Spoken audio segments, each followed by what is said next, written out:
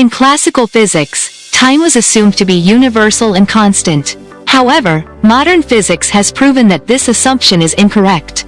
According to Einstein's theory of relativity, time is not fixed. It depends on gravity and velocity. There are two scientifically verified mechanisms by which time moves slower in space: gravitational time dilation and velocity-based time dilation. First, gravity. According to General Relativity 1915, the stronger the gravitational field, the slower time passes. This effect is measurable and precise.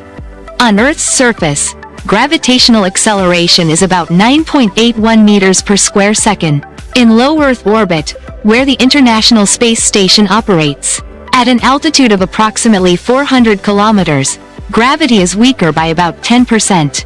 As a result, clocks aboard the ISS tick faster than clocks on Earth by about 45 microseconds per day, due to reduced gravity alone. Second, velocity. Special relativity states that, as an object's speed approaches the speed of light, time slows down relative to a stationary observer. The ISS travels at approximately 7.66 kilometers per second, or 27,600 kilometers per hour.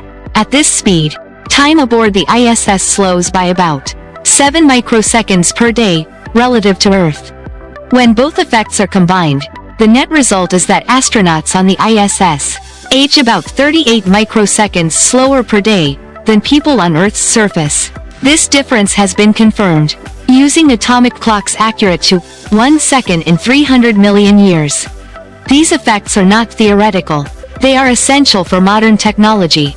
The GPS system relies on satellites orbiting at about 20,200 kilometers altitude.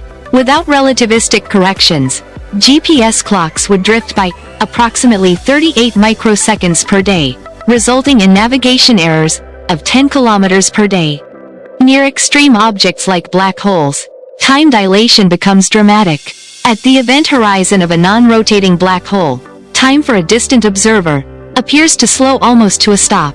Theoretical models show that 1 hour near such an object could correspond to years or centuries far away, depending on mass and proximity. Importantly, this does not mean time stops universally. Each observer experiences time normally in their own frame of reference. Time dilation is relative, not absolute. In summary, time moves slower in space because gravity is weaker and velocities are higher. Time is not a background clock of the universe.